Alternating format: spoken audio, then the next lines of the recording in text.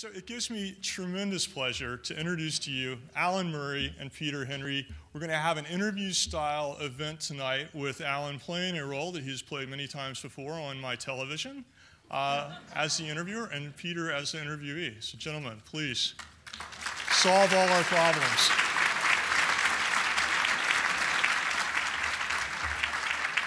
You want me over there? Great.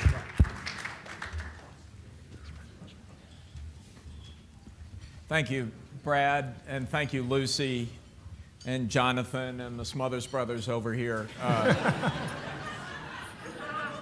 for that great start to the evening.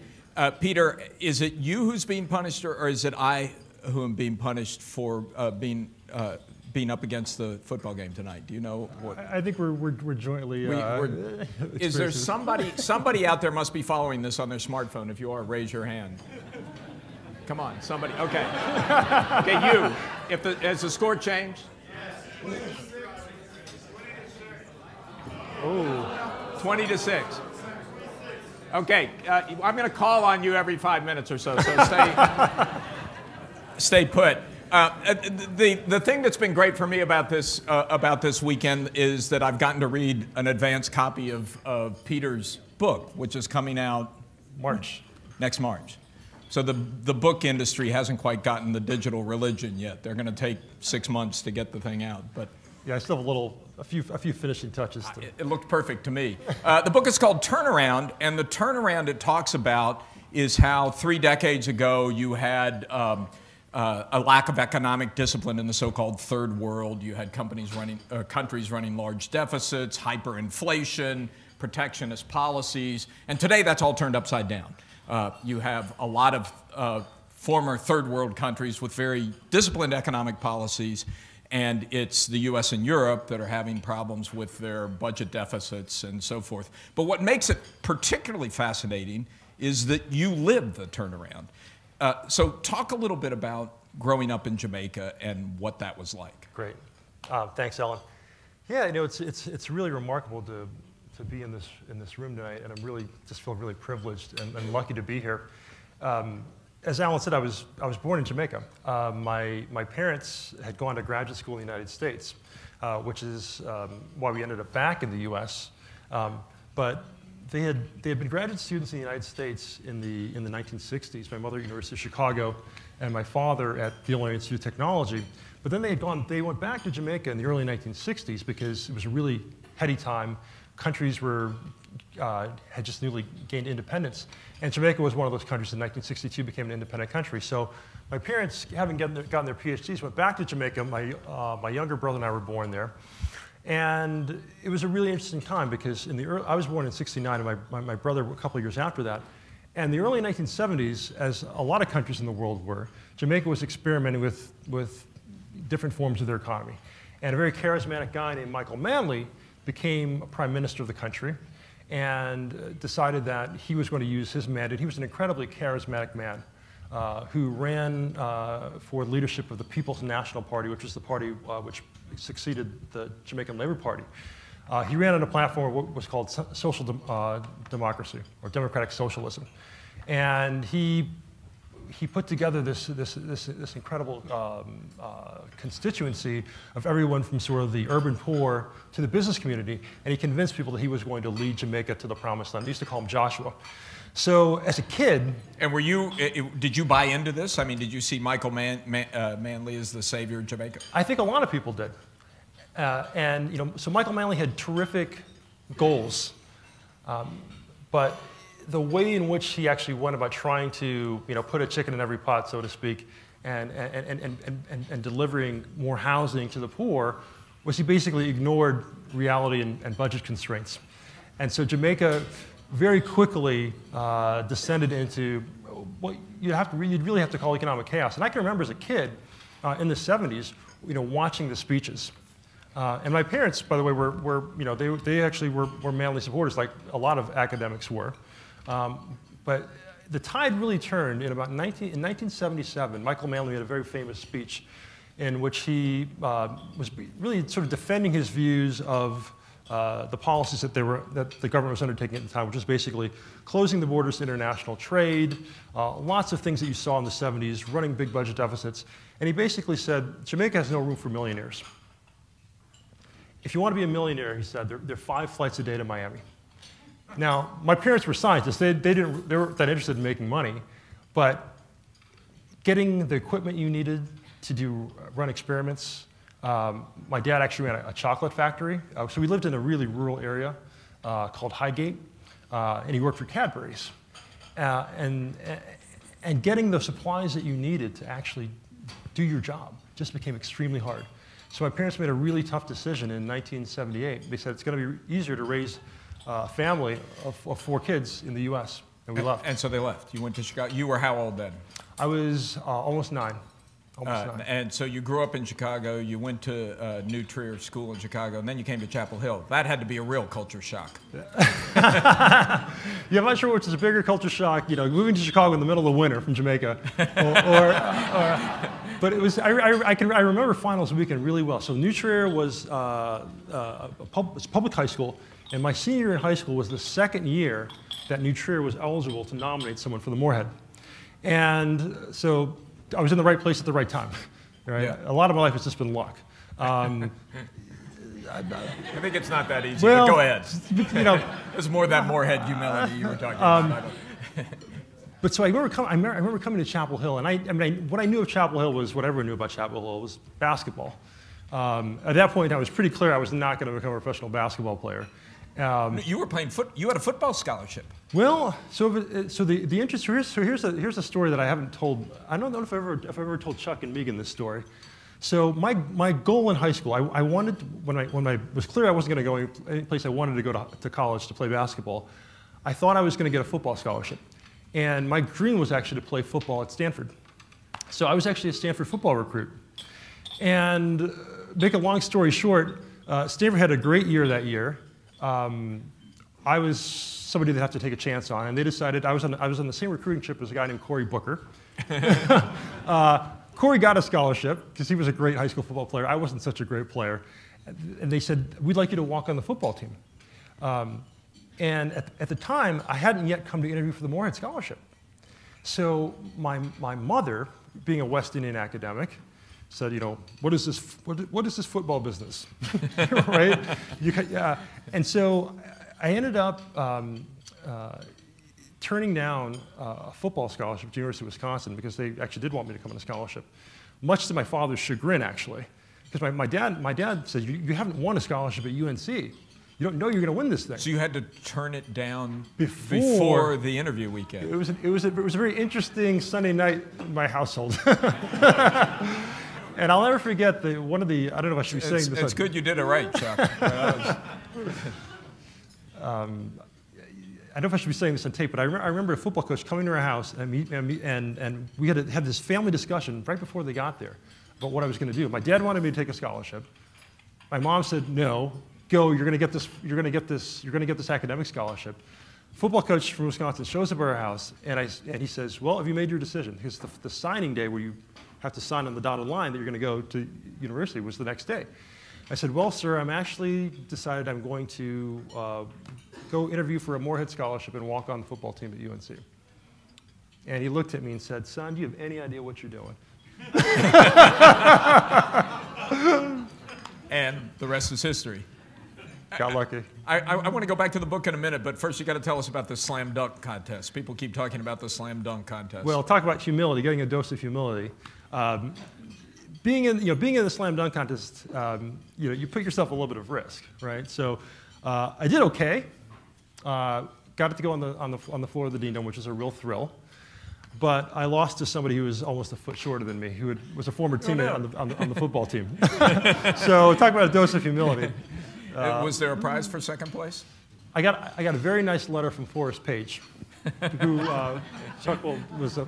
Congratulations. So go, any developments in the game? We're at halftime, good. Okay, so let's go back to the book, good. I mean, we would have talked about the book anyway, but the subtitle of the book is Third World Lessons for First World Growth. So after having that experience in Jamaica, seeing how kind of socialist-leaning policies really undercut the economy. Then we went through a period, and I was in Washington at the time covering Treasury Secretary Baker and Brady and Rubin and Summers, who traveled around the world preaching economic reform. Then you did have remarkable reform in a lot of countries of the former third world. And that's what your book is about. You're saying now the tables have turned and there are lessons for us to learn from them. Absolutely. And as you mentioned earlier on, so that one of the big themes, there are a couple of themes. One is discipline.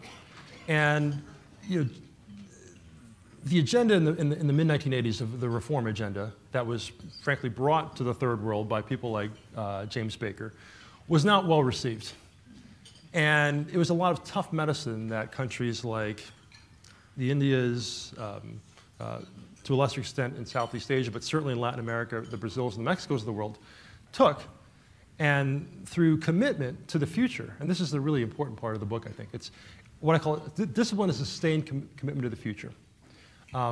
Discipline doesn't necessarily mean austerity.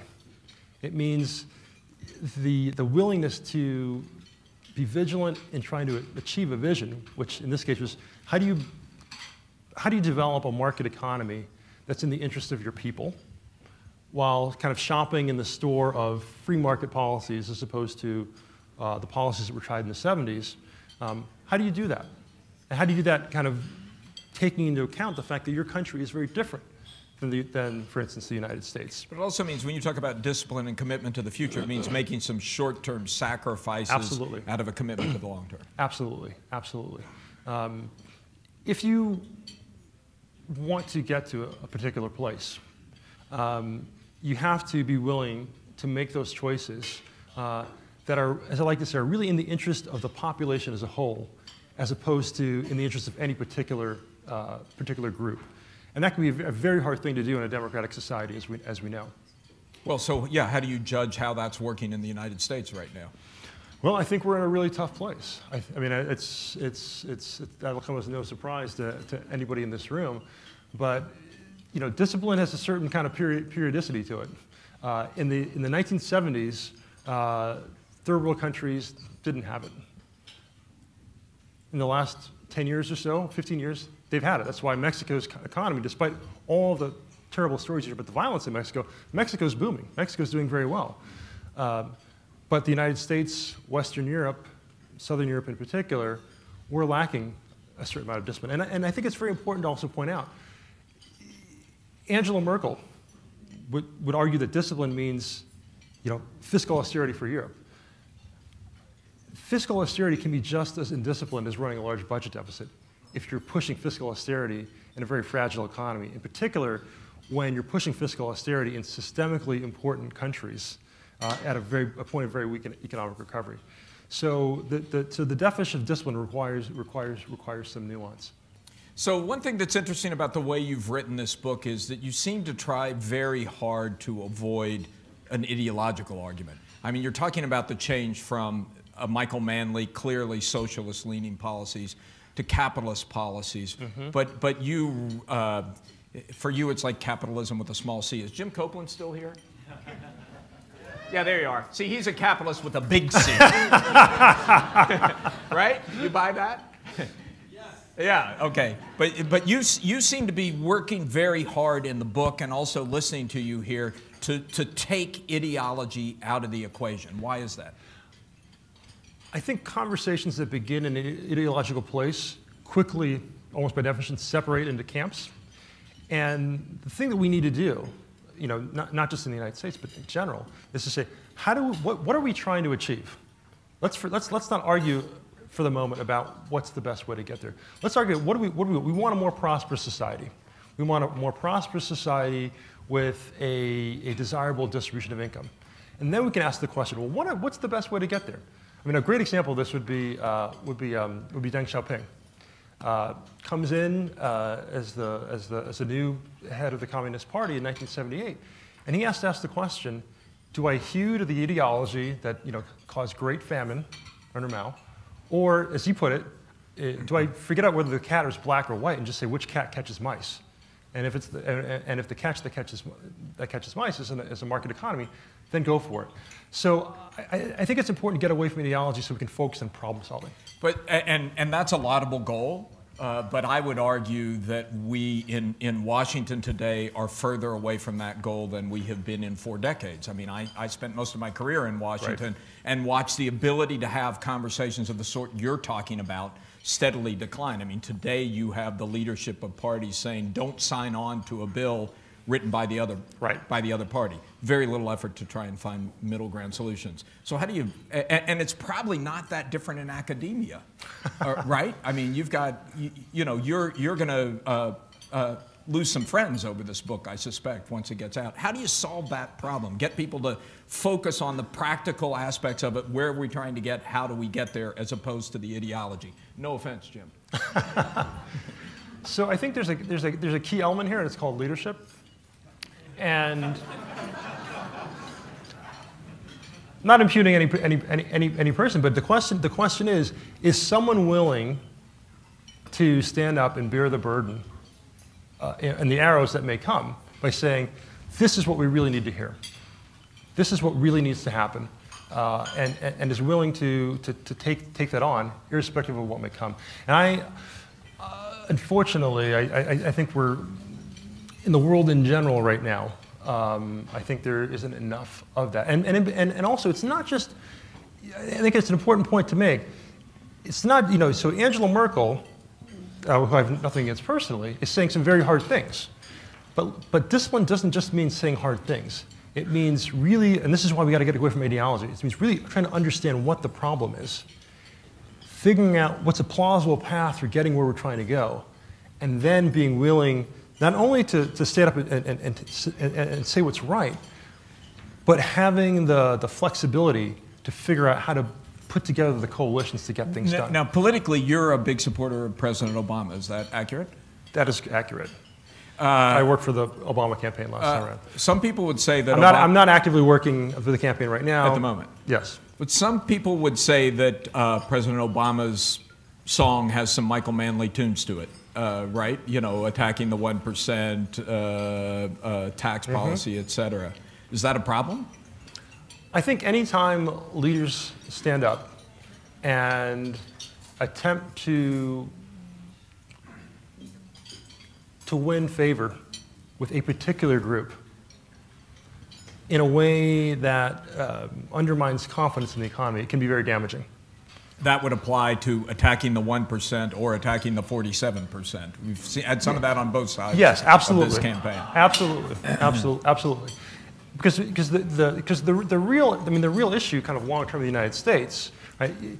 Think about it, you sort of get into a conversation about taxation and spending, about redistribution of income, and you quickly get to a place where it's sort of us versus them, where the real long-term issues that need to be solved in the United States, frankly, are we know we need to do a better job of educating our population.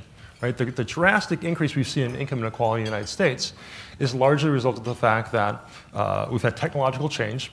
So people in the creative class, like you and I and most of the people in this room, it's never been a better time to be a highly educated person. But the supply of highly educated people isn't keeping up with the demand. So so wages for really highly educated people keep going up, whereas for folks who don't have the credentials, they're stuck in a very hard place. So the real issue is not about taxation to redistribute income. It's about how do you actually create a better educational system. So you're talking about third world lessons for the first world. You also mentioned China. China's a very interesting case because, yes, they've shown enormous economic discipline over the last couple of decades, and the payoff has been the biggest alleviation of poverty probably in history. But they don't share our sense of human rights. They don't share our democratic values. Is that a problem for the world? There's a point, another point that I make in the book, and I'm not dodging your question here. I'm used to it. I'm really totally used to it. Go ahead. You can. As I started writing this book, it was a book about economic policy to begin with. But what I realized is there's a deeper question about international relations. And we need to treat other countries with respect. And I think that's a big lesson for the first world. So take the case of China. Human rights are a real issue. No question, no excuses. But the way in which we talk to China about, for instance, whether it be exchange rate policy would be the number one example, right? sort of bashing China for their exchange rate policy and saying, you guys need to learn how we do things here. When in fact, China has a very clear, they've got a strategy for where they're trying to go. And they've been slowly, as they would say, sort of crossing the river stone by stone. And we're pushing a model on them that, that has some flaws. And they've actually been, and we've not recognized the success that they've achieved fully over the last 25 years. So I think a little more humility is required, is what I'm saying. Humility is always a good thing. But look, there's a clash. There is a clash of ideology going on in the world that maybe is not quite as intense as it was during the Cold War, but it's pretty serious. Yes. The Chinese leaders will freely say to people in other countries, look at the United States. Their problem is clearly too much democracy. It's chaotic. It's not working, and they have a financial system that's broken down. Our system, which has tighter control over free expression, et cetera, is a better system. They're aggressively pushing that in the world. How should we respond to that?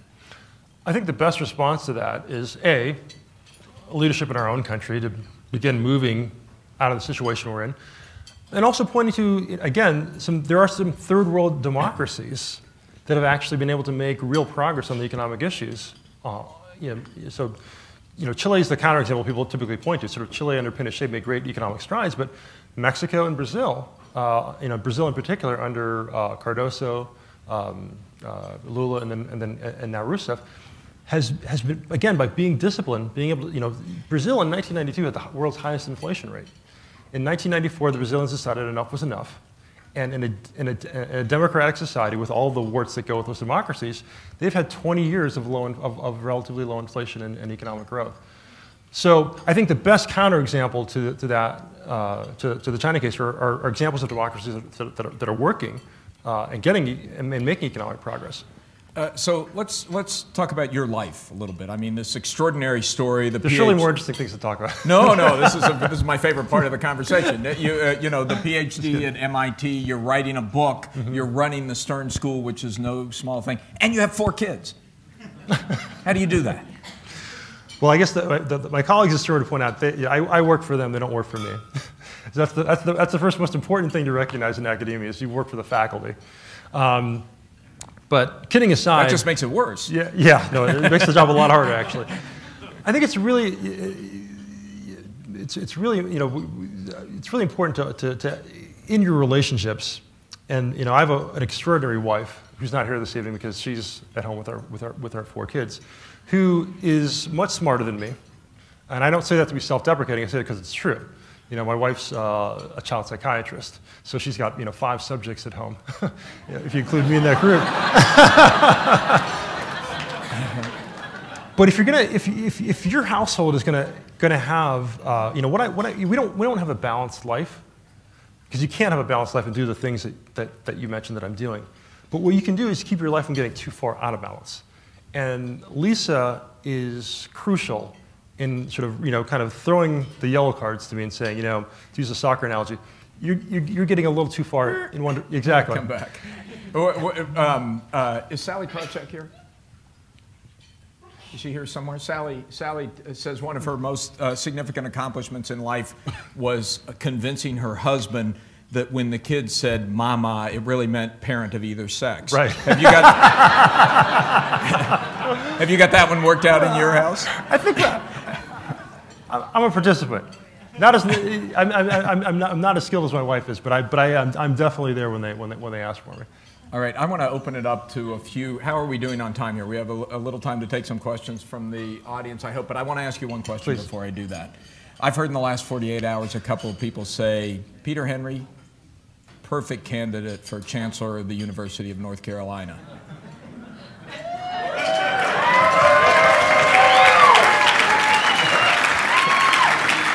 I'm not trying to put you on the spot or anything. Of course not. Of course not. If the job is offered, would you accept?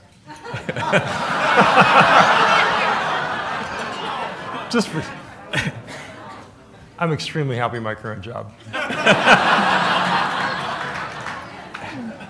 Should I let him get away with that answer? How are we doing on the game? Still have time. Okay, who has a question here before the game gets going again? Yes, sir. I can still dunk, but it takes me about a month for my right knee to recover.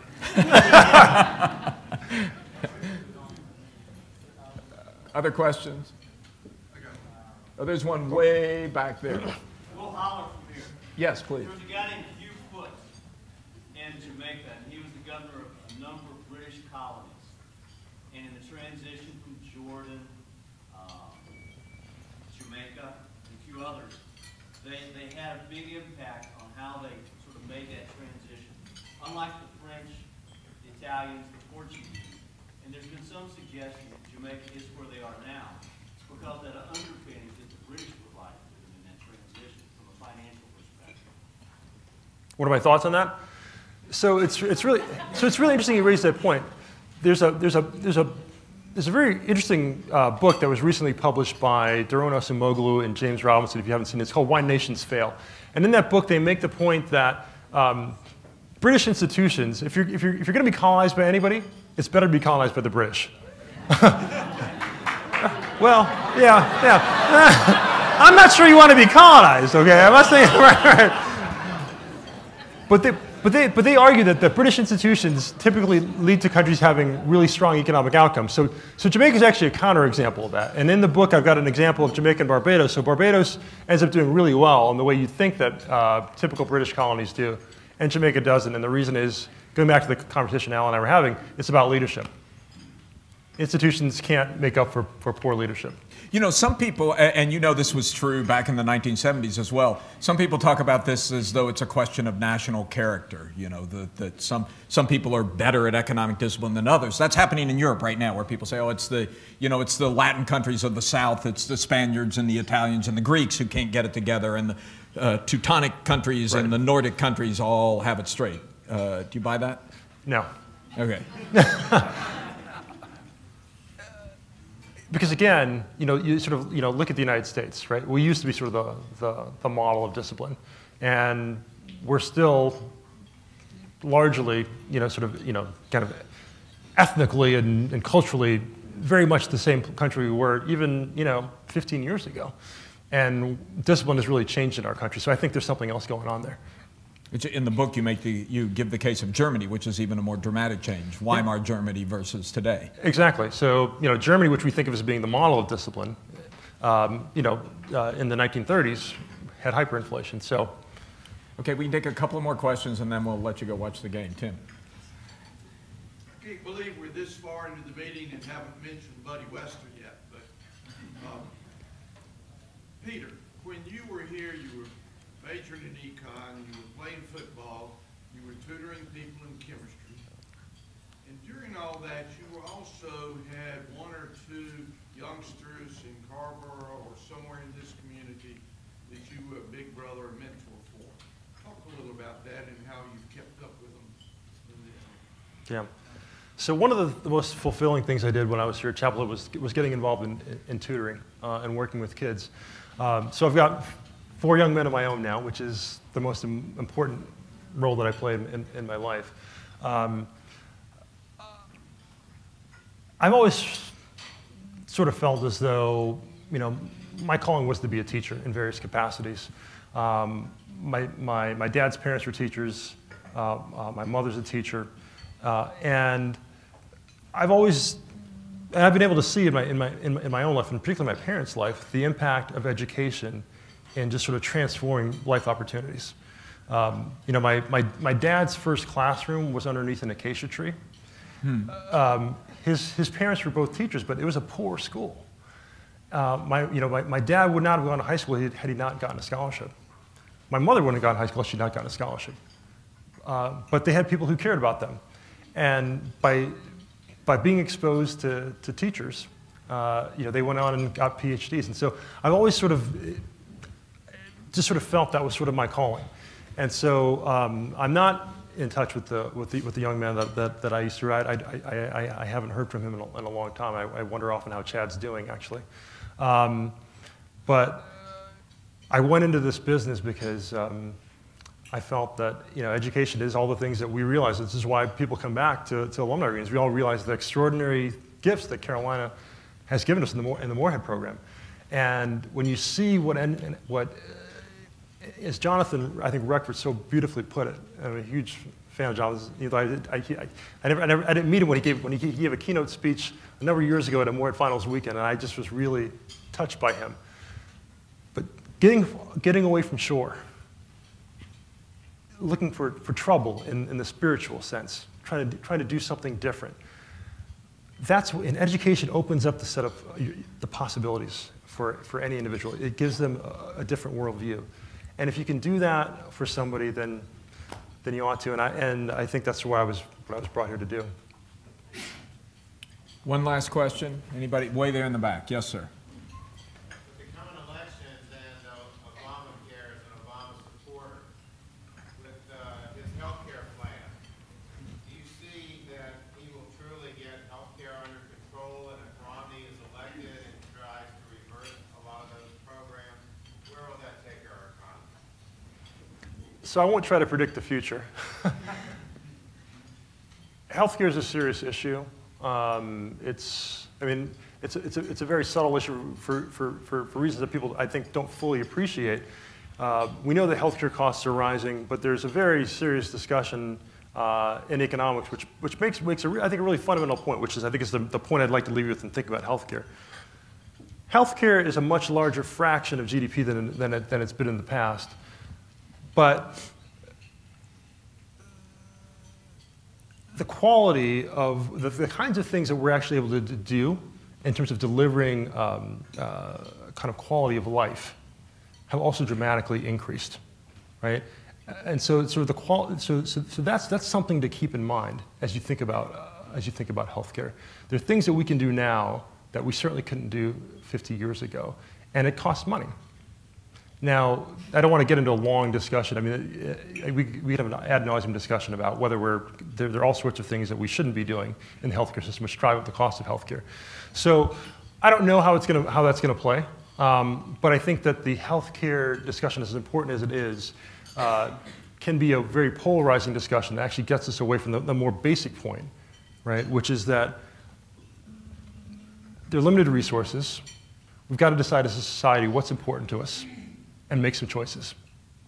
And we need leadership that's going to be transparent about what those choices are. And I think the discussion in the last few years has been less than fully transparent. Let me just leave it at that. It's well said. Any final comments? Frick and frack, anything from you? Go ahead. Just one more question. Kind of on I'm in journalism right now, so I spend a lot of my day listening to pundits from both sides, and the explanations that I've heard for what will create jobs range from killing the Environmental Protection Agency to taxing billionaires. And so there's a sense of this crisis of authority of who do we trust on economic matters. And so is there more consensus coming out of academia on what will get our economy back on track? And if so, how do you communicate that to your public? Can I answer the media part of your question? Yes. If you just stick with The the question was that you hear pundits in the media on opposite sides of this question of what it really takes to create jobs. And the first answer to her question is if you stick with the Wall Street Journal, you'll get the straight story. But the question to Peter was, so what will create jobs? Well, my first recommendation was read what Alan Murray has to say.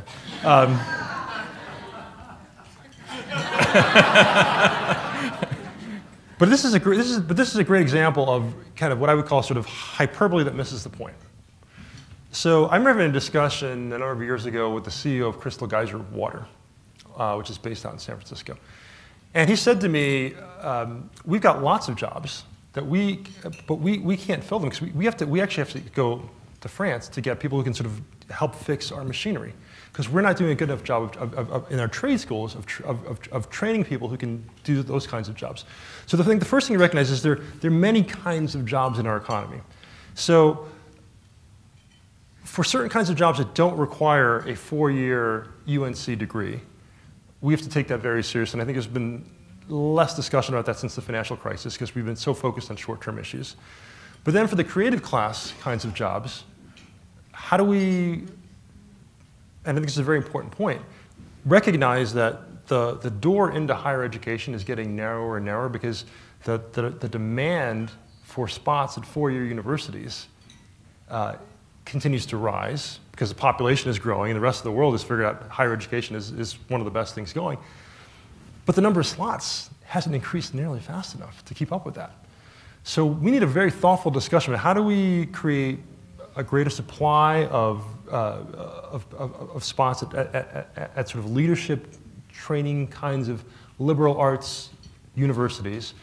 But then how do we also at the same time not pretend that 60% of Americans are going to necessarily, in the next 10, 15 years, have slots at those places, but that there are lots of really good jobs out there in healthcare, personal training services, helping people to live better lives of wellness, and jobs that require more technical training. And that's where that's what the discussion really ought to be about. So, Peter, it's a wonderful end to a really great day, and the perfect ending, of course, would be for the football game to turn around in the second half. So thank you very much, and all of you can go and cheer for that outcome. Thanks, Al. That was great. Really great.